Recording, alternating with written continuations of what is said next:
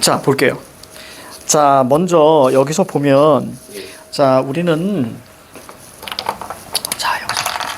여기서부터 출발하겠습니다.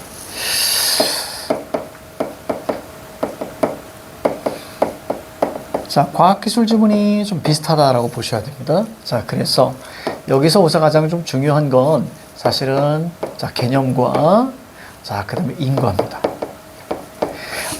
근데 우리가 사실은 여기 우리가 이걸 좀 과학기술로 보기에는 조금 애매할 수도 있어요. 그래서 인문이라고 하기에도 뭐하고, 그리고 또 이제 사회라고 하기에도 좀 애매한, 그런 부분이지만, 자, 선생님이 요걸 끌어온 이유는 사실 이 녀석과, 자, 이 녀석의 어떤 강조하기 위해서입니다.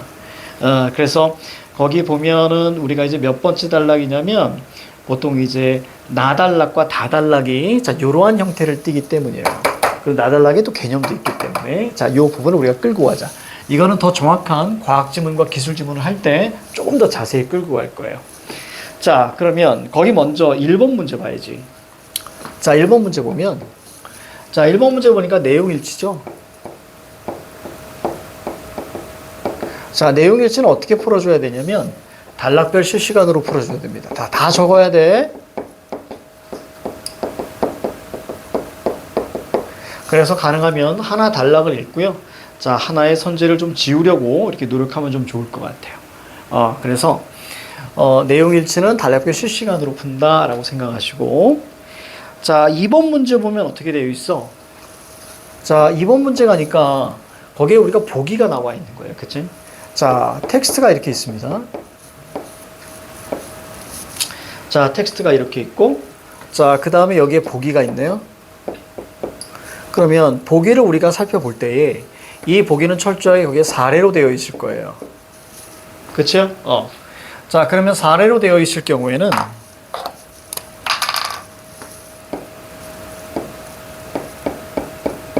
자, 여기 일부, 그러니까 텍스트 전체가 아닙니다. 그 일부에 대한 어느 정도의, 자, 대응성이라고 보셔야 돼요. 그래서 여기에 개념이 좀 나오지. 그럼 여기 사례에다가 적용해서 적어줬어야 돼요.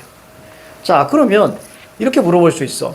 이 점을 찾아야 되거든. 이 대응되는 부분을.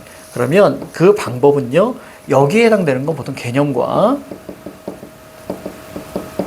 여기서 인과라는 건 과정도 포함되어 있는 거예요. 그래서 인과적 진술. 자, 이 부분이 보통 얘기하고 대응적입니다. 알겠죠? 이렇게 좀 잡아줘야 돼. 개념과 인과적 진술에 해당하는 부분이 바로 사례다. 자, 그러니까 당연히 선지는 뭐 중심으로 나와요? 그렇지. 여기에 바로 뭐가 있는 거야? 선지에서는 바로 이제 그 정답의 근거가 여기서 나옵니다. 이렇게 끌고 와줘야 돼.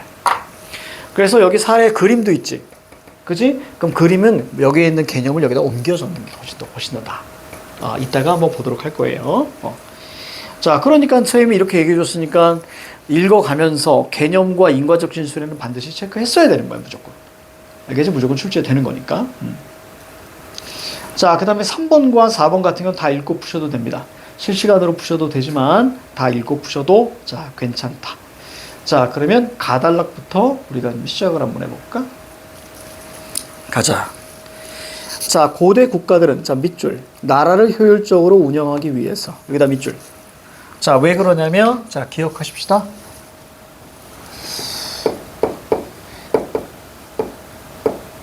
자, 목적은 반드시 체크하시는 게 중요해요. 알겠죠? 목적은 반드시 체크하셔야 됩니다. 그러니까, 뭐뭐 위해서, 자, 이렇게 나오는 거예요. 그렇다면 우리는 기본적으로 조금 더 깊게 들어가 볼게. 뭐뭐를 하기 위해서 라고 하게 되면 이 목적이라는 건 아직 이 목적이라는 건 지향하는 바야. 맞지? 이 목적은 지향하는 바이기 때문에 기본적으로 뭐가 깔려 있다는 얘기냐면 아직 이 목적을 이루지 못했다라는 게 깔려 있는 거야. 이 목적을 자 이루기 위한 그러니까 결국은 기본적으로 뭐가 깔려 있는 거야? 문제점이 사실은 깔려 있는 거란 말이야. 비문학 독서에서 가장 많은 부분을 차지하는 게 문제점을 어떻게 해결하니? 그치? 이 부분이 가장 중요한 핵심인 거야. 자, 따라서 칠판 계속 봐봐. 우리는 PS라는 것도 우리가 좀 배우셔야 됩니다. 이거 좀 가볍게 설명해 줄게. 자, 원인을 알아야 문제점을 해결할 수 있죠, 프로블럼. 그렇지? 그리고 나서 뭐가 나와요? 자, S가 나오겠죠? 솔루션. 그러면 자, 어떻게 해결하는 거니? 자, how 정보까지 가요. 우리는 후려쳐서 자, 이 부분을 우리는 크게 P라고 얘기하고요. 자, 이 부분을 보통 이제 S라고 얘기하는 편이에요. 그래서 이 부분이 늘 출제 요소다라고 생각해 줘야 돼. 자, 그럼 볼까? 봐봐. 나라를 효율적으로 운영하기 위해서 여기다 밑줄 쳐야 돼. 그렇지? 자, 그래서 어떤 방법을 하니? 자, 세금을 정확하고 공평하게 거두는 일을 중요하게 생각을 했어. 왜냐하면 세금을 걷는 일로 민심을 잃으면 국가의 근간이 흔들리니까. 자, 그럼 밑으로 넘어갈게. 따라서 밑줄 쳐. 공평한 조세 제도를 만들기 위해서 밑줄. 왜 밑줄 쳤니? 목적이니까 밑줄 친 거야. 알겠죠? 이 목적은 어떤 자, 문제점이 살짝 담겨 있는 거예요. 왜요? 공평한 조세 제도가 아니야. 그래서 공평한 조세 제도를 하기 위해서 어떤 방법을 택하니? 밑에 줄. 토지를 정확하게 측량할 수 있는 방법. 그렇지? 이게 핵심인 거예요. 거기다 밑줄 쳐야지. 거기다 S라고 쓰세요. 토지를 측량할 수 있는 방법. S. 자, 그래서 동양에, 자, 이제 마지막 문장이야. 마지막 문장에 뭐가 나오는 거야? 철저하게 화재가 나옵니다. 자, 기억하자. 모두는 아니지만 첫 단락의 마지막 부분이 바로 화재입니다. 이 화재라는 것은 자, 이 글의 문을 여는 거예요. 그래서 앞으로 요거에 대한 얘기를 할 거야. 그래서 이 화재를 절대로 놓치면 안 돼. 그 화재가 뭐냐면 거기 나와 있는 토지의 측량과 배분입니다. 됐지? 요거 동그라미 쳐. 토지의 측량과 배분. 자, 그럼 칠판 봐봐. 자, 토지의 측량과 배분인데요. 자, 여기 우리가 보면 자, 지금 A는 자, 바로 A와 B야. 이렇게 마무리된 거야. 토지의 측량과 배분이다. 이렇게 얘기한 거야. 그러면 글이 어떻게 나올까? 여기에 A가 나오고요. 여기 B가 나오고요. 순서대로 나올 거야. 그렇지? 자, 얘가 화재예요. 그럼 화재에서 내용 전개는 이런 방식으로 나와. 그러니까 이 다음 단락에 뭐부터 얘기하겠니? 측량에 대한 얘기를 할 거고요. 그 다음 마지막에 뭐에 대한 얘기 하겠어? 배분에 대한 이야기를 할 거야. 그러면 나단락과 다단락, 얘가 측량이고요. 라단락 한번 봐봐. 라단락에 측량한 자, 즉 땅을 배분하기 위해서는 밑줄 쳐. 목적이죠? 그러니까 밑줄. 어떤 단어가 눈에 들어오니? 그래, 배분 동그라미. 그러면 앞에는 다 뭐란 얘기야? 측량에 대한 얘기야. 이렇게 글을 입체적으로 크게 볼 줄 알아야 돼. 그러니까 첫 단락을 우리가 보고 나서 어떻게 해줘야 돼? 첫 단락을 보고 나서 자, 크게 보면서 자, 이 화제에 대해서 우리가 끌고 가줘야 된다. 자, 그럼 나단락부터 들어갈 거예요. 다 적으면 자, 들어갈게.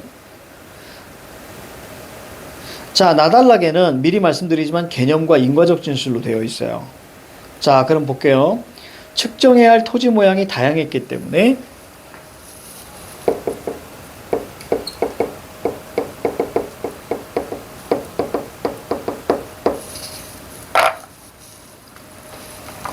자, 얘 세모 잡고 그렇죠? 자, 토지 모양이 다양합니다. 거기다 이제 P라고 하세요. P. 그죠? 문제점이에요. 자, 다양했기 때문에 자, 얘는 어떤 방법을 썼는지 봐봐.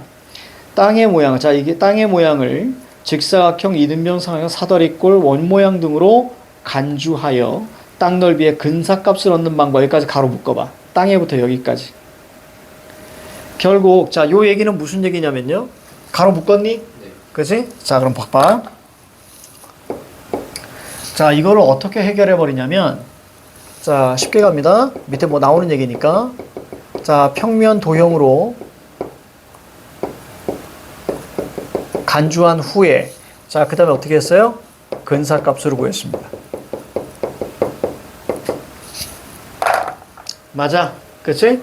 자, 그러면 이 부분이 바로 뭐가 되는 거야? 자, 이 부분을 아까 가로로 우리가 묶었었죠? 자, 이 부분이 크게 S라고 보시면 되죠. 여기까지? 이렇게 간주했어요. 간주하고 근사값으로 얘기했어요. 자, 그럼 예를 들어, 얘는 어떻게 알았어요? 가로로 묶으라 그랬지. 자, 얘부터 가로 묶어. 어디까지 가로 묶냐면, 자, 밑에서 하나, 둘, 셋, 네 번째 줄 계산하였다까지 가로 닫으세요.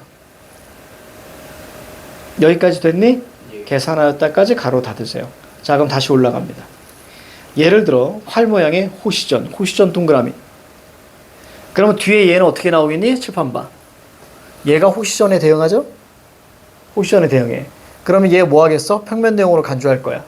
그래서 어떻게 나오겠어? 근사값으로 구하는 얘기가 나올 겁니다. 왜? 이거에 대한 사례니까. 그치? 자, 그럼 가봐. 호시전은 그 모양과 가장 유사한, 나왔어. 밑줄쳐. 사다리꼴로 간주.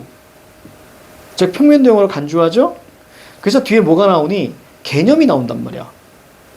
호시전의 아랫뼈는 현 동그라미. 자, 그럼 오른쪽에 그림 보세요. 그 A에다가 뭐라고 쓸래? 그 큰 A 말고, 오른쪽에 평면대응으로 간주한 거 있잖아? 그렇지, 현이라고 써봐, A에다가. 그 다음 다시 텍스트 돌아와. 아랫변 양끝을 이은 곡선을 호 동그라미. 이런 거야. 그림이 나오게 되면, 여기 텍스트를 읽어가면서 그림에다 적으란 얘기야, 쌤 얘기는. 이해가죠? 그래서, 이렇게 돼 있을 거예요. 그지? 자, 여기가 우리가 뭐죠? A죠. A가 뭐라고? 현. 그렇지. 자, 그 다음에 거기 아랫변 양끝을 자 이은 곡선 얘죠, 얘? 얘가 호. 그렇지. 자, 호동그라미 했죠? 현의 중심과 호의 중심을 연결한 선분. 호의 중심과 현의 중심 바로 뭐죠? 여기 나와 있는 B죠, B. 자, 이걸 뭐라 한다?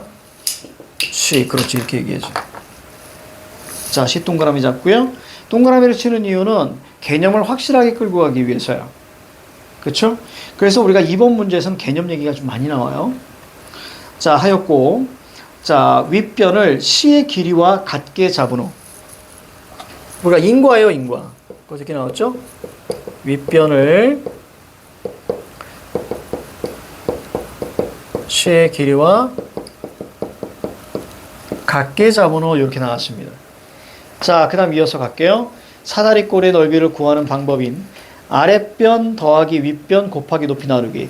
이런 걸 그냥 수식이라고 할게요. 이 수식 밑줄 쭉 쳐 그냥.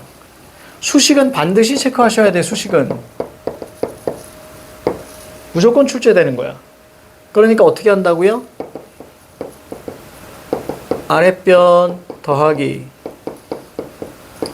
윗변 곱하기 높이 나누기 2 이렇게 나왔어. 그럼 칠판 봐. 아랫변이 뭐야? 현. 그렇지. 자, 윗변 그 다음에 높이 뭐야? C. 그렇지. 이렇게 나오는 거지. 이해 갑니까? 그러니까 요걸 굳이 얘기하면 자, A. 자, 그 다음에 윗변이 C네요. 그렇죠? 윗변 C. 그 다음에 높이가 B네요. 그렇지? 나누기 이렇게 나온다는 얘기. 자, 그 다음 이어서 갈게요. 자, 이와 같이 여기까지가 뭐야? 사례라고 했지, 그지? 이와 같이 자, 그럼 앞에 있는 거 그대로 다시 한번 묶어줍니다. 힘이 뒤로 넘어가요. 토지의 넓이 측정이라는 실제 문제의 상황을 밑줄 쳐 평면도형의 계산과 관련. 칠판 평면도형으로 간주해서 근사값으로 풀었다. 그치? 자, 관련 이렇게 뭐니? 나오지, 근사값. 보입니까? 자, 근사값으로 계산하는 게 고대 동양수학의 실용적이다. 실용이라는 건 뭐예요? 필요하니까 하는 거죠? 필요성을 얘기하는 거죠. 이 필요성이라는 건 우리가 뭐였니? 자, 바로 거기 보니까 이런 거죠. 토지의 모양이 다양했기 때문에 이렇게 사용한 거고, 이렇게 하기 위해서는 바로 공정한 세금을 걷기 위해서인 거야. 첫 번째 단락에. 그치? 자, 그래서 3번의 정답이 1번입니다. 즉, 실용이라는 건 필요성이라는 뜻이에요. 실용성이라는 것은 자, 필요성이다. 이렇게 이해하시면 편해요. 그래서 3번의 정답이 1번이 됩니다. 자, 다단락 이러한 실용적 특징은 이렇게 나왔지? 자, 실용적 특징은 자, 동그라미. 이제 오른쪽에 뭐 나와? 원전 나오는 거예요. 원전 동그라미. 그럼 보기에 두 번째 거일 거예요.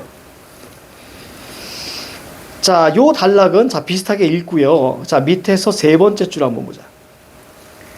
당시 그보다 훨씬 상세한 원주율을 알고 있었지만, 밑줄 쳐봐. 원주율을 알고 있었다.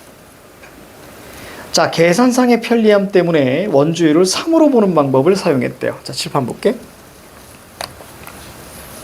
자, 요거 좀 지웁니다.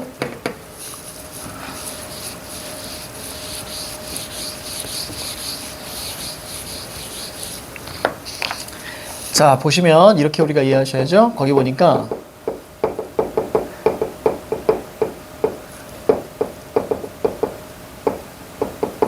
자, 편리함 때문에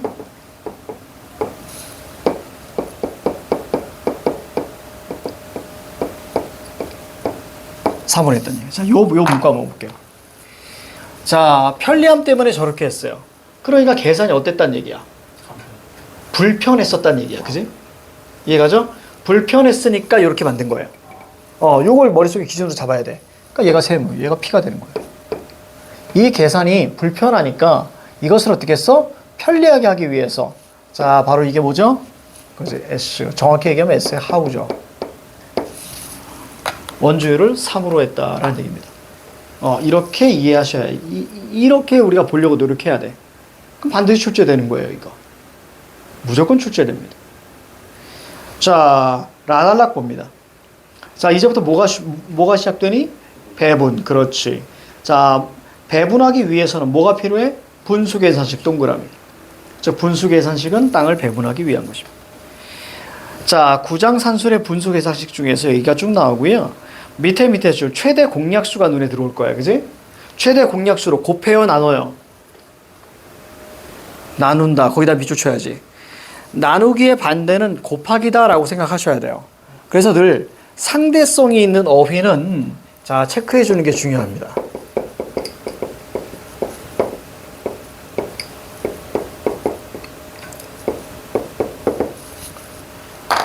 즉, 상대성이라는 건 반대말이에요. 그렇죠? 나누기의 반대는 바로 곱하기니까 이렇게 바꿔칠 수 있다는 얘기예요. 자, 최대 공약수를 구하는 방법은 분자와 분모 중 큰 수에서 작은 수를 교대로 계속해서 어떤 단어가 눈에 들어와? 빼서가 눈에 들어와. 그러면 바꿔치려면 어떻게 바꿔치겠니? 더해서 이렇게 바꿔치는 거예요. 이런 단어가 출제 요소들입니다. 그래서 마지막. 자, 그리스의 유클리드 호재법이라고 보여? 네. 그렇지. 유클리드 호재. 밑줄 쳐. 와 비슷하다라고 나와 있죠? 그렇죠? 자, 그럼 거기다 자, 적으세요. 밑줄 치고. 자, 비유, 유사, 자, 동일성은 반드시 체크.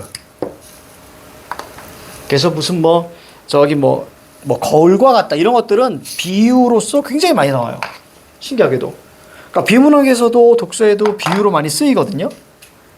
그래 유사성이거나 유사성으로 언급하는 거잖아. 동일성으로 언급하는 거예요. 그러니까 이런 것들은 무조건 중요해. 그러면 출제 요소야. 자, 그럼 이대로 출제 요소가 나오나 보자. 1번 봐봐. 동그라미 이번에 뭐가 눈에 들어와? 최대 공약수, 뺄셈 눈에 들어오지? 네. 우리가 아까 이런 거 상대성이 있는 건데 그래서 체크해 보면 나오죠. 오른쪽에 적어. 상대성이라고.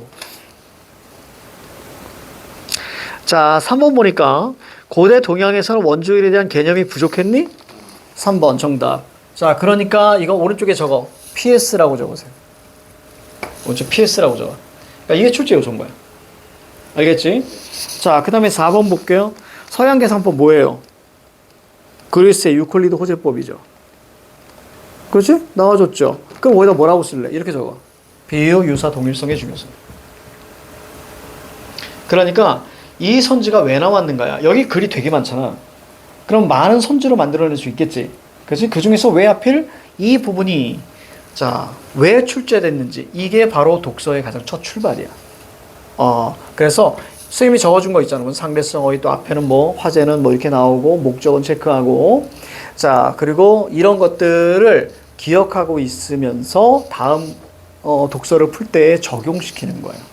그럴 때 우리는 이런 목적은 밑줄이라 그랬지. 그럼 앞으로 나오면 목적 나오면 무조건 밑줄 쳐야 되는 거야. 이해가? 이게 읽는 법이야. 자, 그 다음에 5번 보니까 다양한 토지 모양을 자, 비슷한 평면 도형으로 보니 간주했다. 어렵지 않죠? 그죠? 자, 2번 갈게요. 2번에 1번 보자. A의 길이는 A가 뭐예요? 현이라고 써봐. 현의 길이는 자, B가 뭐예요? C. C가 뭐예요? 윗변. 혀는 시와 윗변의 결합이니? 아니죠. 얘가 여기 나왔네요. 여기는.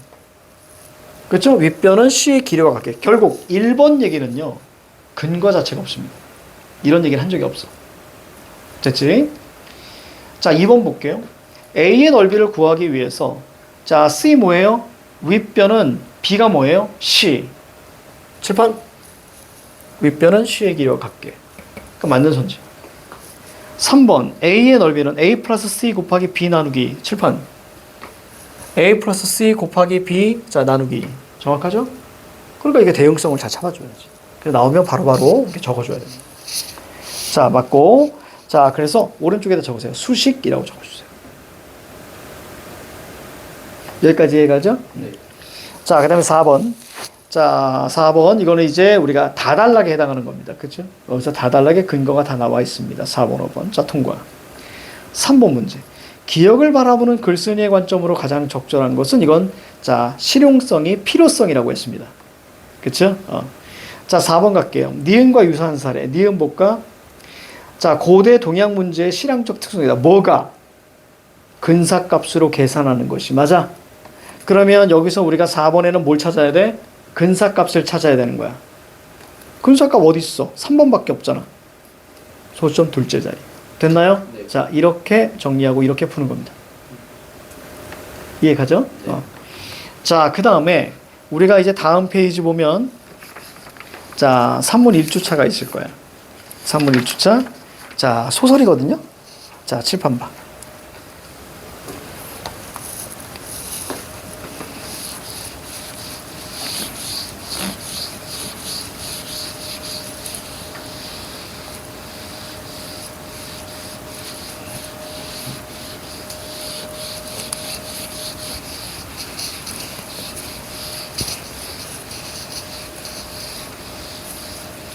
이번 주는 저기 그 아파서 결성하는 애들이 너무 많아.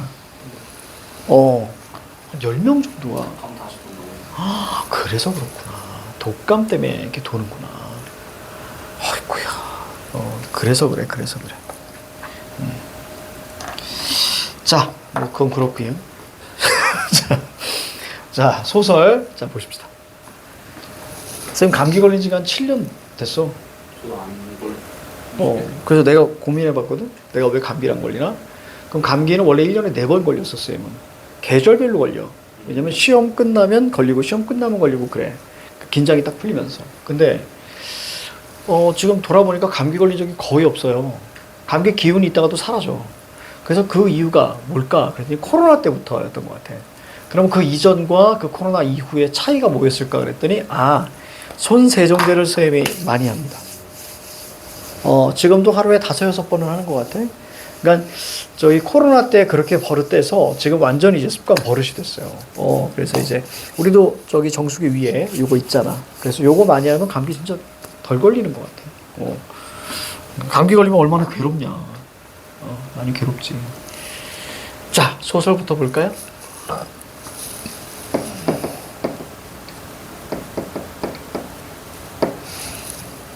자, 소설의 하우. 자, 어떻게 읽고 어떻게 풀 것인가? 짠짠! 자, 1번. 자, 먼저 보기를 보셔야 돼요. 자, 보기를 통해서 해석의 기준으로 삼습니다. 왜냐면 어차피 보기는 일반적 진술이기 때문에 예를 들어서 보기에서 자, 정의는 항상 이긴다. 자, 이게 주제래. 그지? 그러면 우리가 여기 텍스트에서는 뭐예요? 악인이 등장할 거고 선인이 등장할 거고 그치? 그 선인이 악인을 물리치는 구체적 내용으로 나올 거예요. 그치? 이렇게. 자, 그러면 보기, 자, 해석의 기준이에요. 그러면 우리는 여기까지 우리가 끌고 가자. 모든 보기가 그러면 해석의 기준이 될 것인가? 그건 아니란 얘기지. 쓸모없는 보기가 있어요. 그래서 쓸모없는 보기를 읽으면서 시간을 죽이는 애들이 있습니다. 쓸모있는 보기에 대해서 설명해 드리죠. 쓸모있는 보기는 우선 여러 가지가 있는데, 자, 첫 번째, 시대적 배경이 나와야 돼요. 그러면 쓸모있는 보기예요. 왜? 우리는 문학을 선생님한테 배울 때, 자, 문학은 시대의 반영이다라고 선생님이 늘 알려주잖아. 그렇지? 그래서 그거에 따라서 읽는 법, 전체 흐름을 쌤이 이야기 많이 해줬잖아. 그렇기 때문에 시대적 배경이 나와 있으면 그대로 읽으면 돼요. 쌤이 알려준 원리대로. 자, 그다음 두 번째. 자, 두 번째는 작가의 경향입니다. 그래서 이런 작가는 자, 요런 류의, 요런 주제에 관한 걸 많이 썼어. 자는 얘기죠. 자, 그다음 세 번째. 자, 보통 이제 주제들이 많이 나오는데, 자, 주제는 보통 이렇게 구성이 돼 있어요. 상황, 보통 요거겠죠? 시대적 배경이죠? 상황에 대한 거기 인물들의 태도, 시에서는 화자의 태도, 그치? 이런 걸 뭐라고 합니까? 주제라고 합니다. 재밌는 건 이것도 1번, 2번, 3번이 순서대로 나와요. 자, 이런 데 가장 중요한 거, 요 부분이야. 자, 이 부분이 뭐하고 유사하다? 텍스트의 흐름과 유사하다라고 보시면 돼요. 그러니까 당연히 소설로 얘기하면 저 상황은 배경이 될 거예요. 그치? 배경에 대한 인물들의 태도적 반응 이렇게 보시면 되겠죠. 자, 이게 첫 번째. 이 보기를 통해서 본다. 자, 두 번째. 두 번째는 이제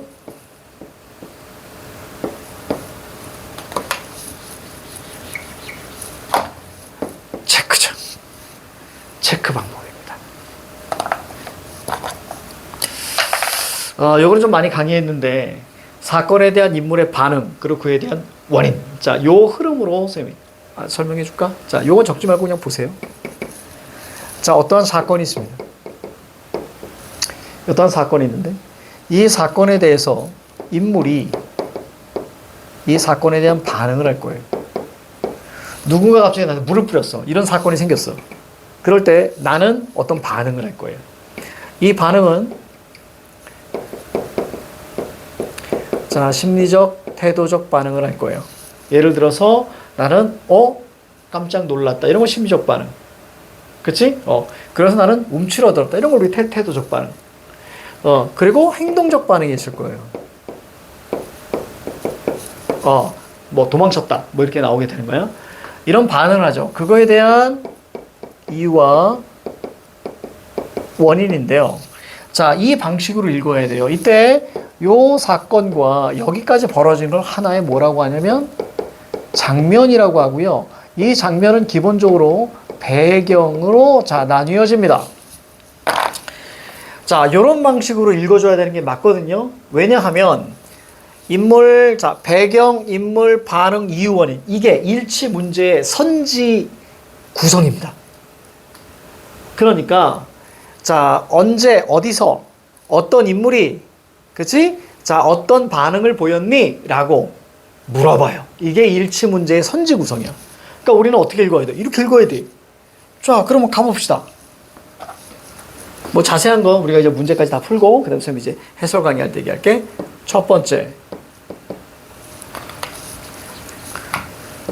배경갑니다. 자, 배경은 뭐예요? 네모 치셔야 됩니다. 그렇지? 나중에 배경에 대한 출제 요소 다 설명해 드릴 거예요. 쌤이. 자, 뭐 묘사가 있느냐 없느냐 그리고 배경의 어떤 기능 역할부터 해서 전부 다 설명해 드릴 겁니다. 자, 2번. 그럼 배경에 따라서 인물이 있겠죠? 자, 인물은 무조건 동그라미 칩니다. 그러면 이 동그라미를 무턱대고 치느냐? never. 하나의 장면엔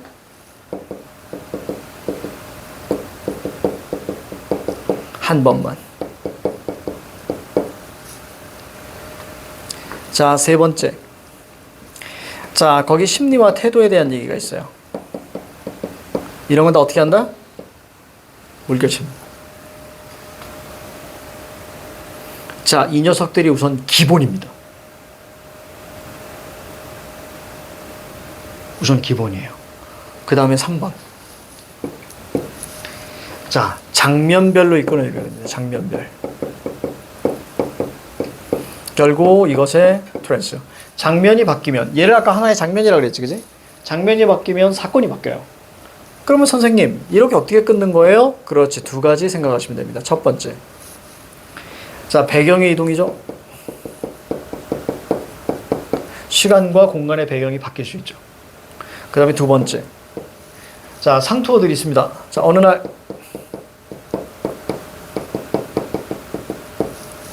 자, 한편. 이때. 이게 제일 많아요. 이어들 나오면 장면을 전환해야 됩니다. 물론 섬세하게 또 전환하는 방법은 자, 지문을 통해서 자, 선생님 말씀드릴게요. 그러면 이 장면 전환을 어떻게 표시하니? 이렇게 표시하는 겁니다. 됐지? 그 다음에 네 번째.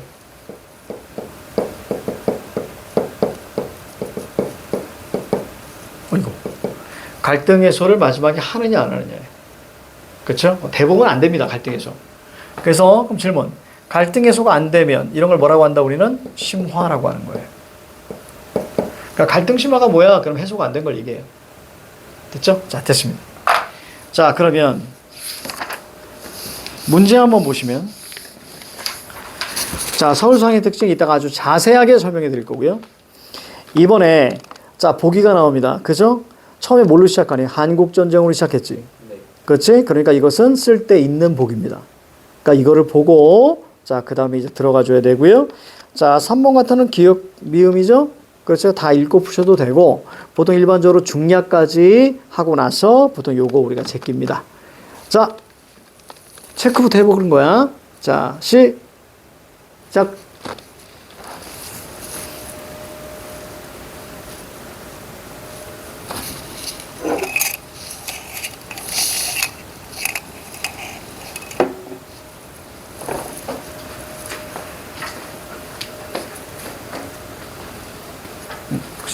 저기 한 번만.